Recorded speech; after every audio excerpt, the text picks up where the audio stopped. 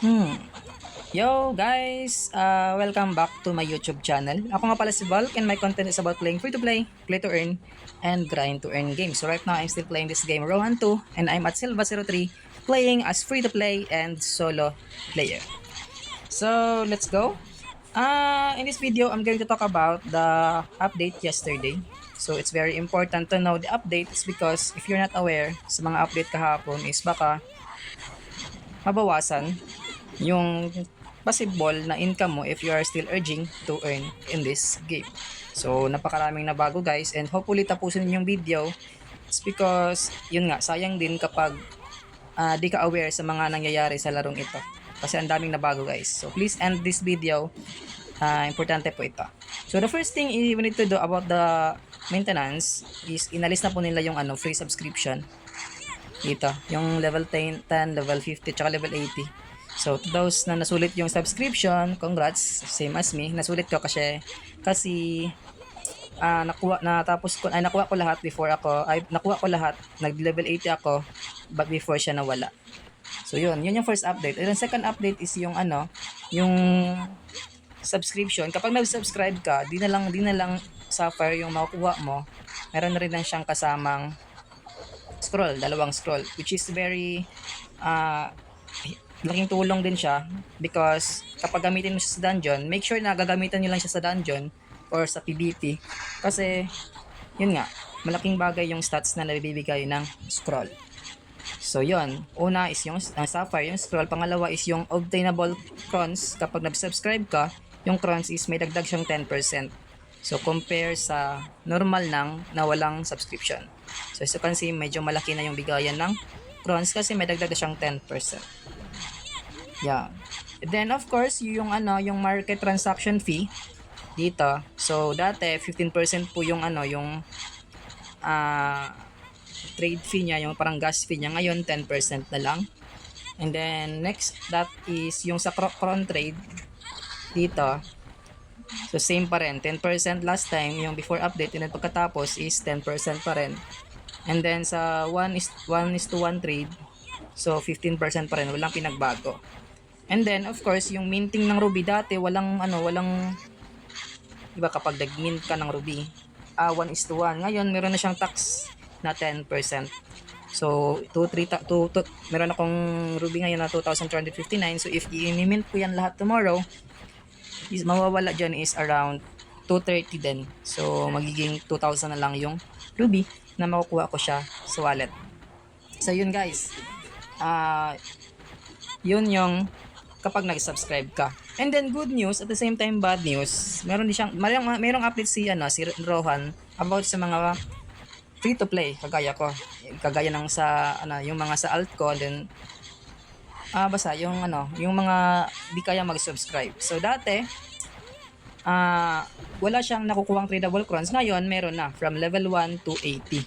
So good news 'yon sa mga para sa atin na na gustong makakuha ng tradable crowns. But at the same time bad news kasi nga meron siyang disadvantage at advantage. Yung advantage is yun nga, makakuha tayo ng tradable crowns. At the same time, bad news, yung mga abuser ng alt, yung mga halimbawa, yung mga hindi pumapatay ng mga hindi pumapatay ng mga CP or yung mga bot na di marunong mag-offline.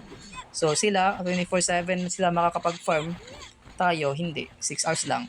Diba? Kung limited lang yung device natin. So yun lang. But, yun nga, meron tayong makakuha ng tradable crowns kahit na di ka nag-subscribe up to level 80. Pag nag-level 81 po tayo is, di na siya makakuha ng tradable crowns. So, parang ini-encourage ni Rohan na kapag nag-level 81 ka, mag-subscribe ka na. Diba? Kasi nga, malakas ka na. And then, unfair na masyado nang malaki yung level mo and then mabilis ka na makapag-crowns. So, dapat mag-subscribe ka na. So, yun. At saka tradable na rin yung mga napupulot. So parang normal na lang siya na nakasubscribe. But the problem is, disadvantage niya lang is 50% na yung tax from market. So dito, kapag nagbenta ka ng 100, bawa dito, nagbenta ka ng 100 ruby, so 50 na lang yung makukuha. At the same time sa cron trade, so pag nagbenta 21, benta 21, so makukuha mo lang is 10 ruby.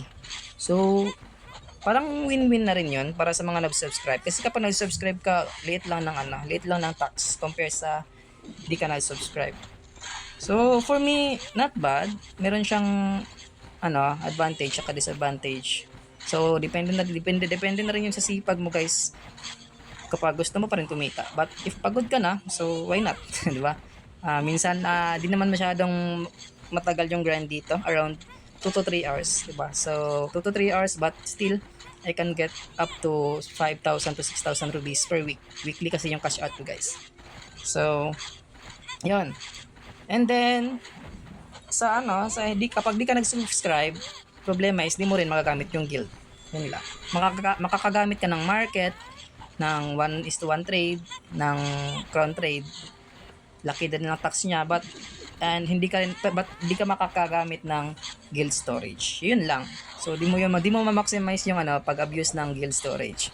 'Di ba? So nalalaking bagay din, guys, kapag gamit yung guild storage kasi papasa mo lang yung mga item and then ipapa-enhance mo sa mga alt mo.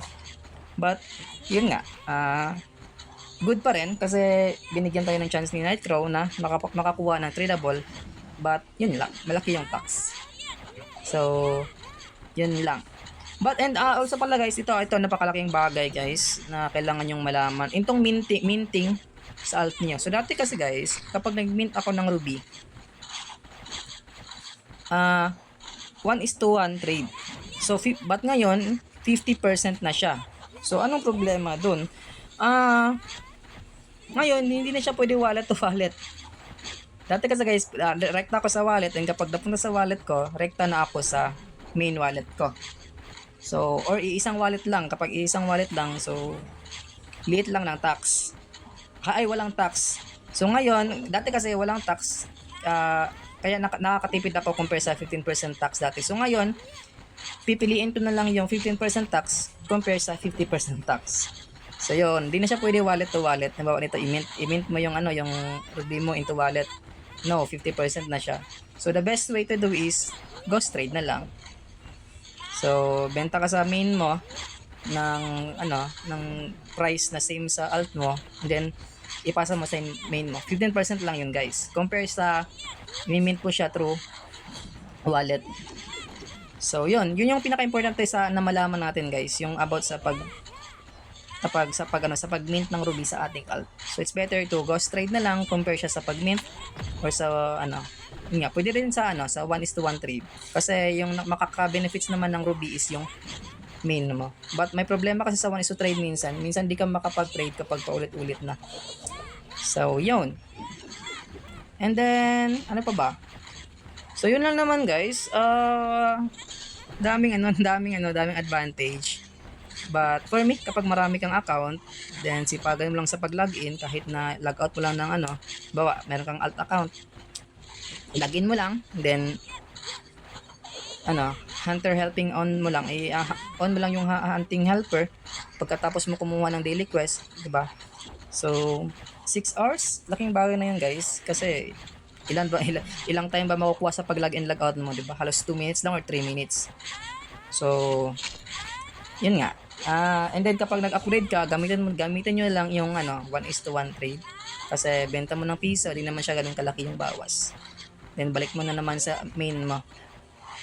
So, yun lang, guys, for this video. Tomorrow cash out na naman. So malaki-laki rin yung nakuha ko this week. And keep grinding lang. Di naman siya ganun ka hard grind. So login ka na lang, daily quest, dungeon, 3 minutes, 6 minutes, and then kung trip mo mag world boss ka, then offline ka na, diba? Only helper naman siya. So paganda ng larong ito. Kahit solo lang ako, guys, laki ng progress ko. So tomorrow cash out content, and then next day is my progress naman. So level 83 na, malapit na mag level 84, and then malapit ko nang makaya yung next map. So grind lang, guys, and yun lang. Pa-subs naman if trip niya. So out.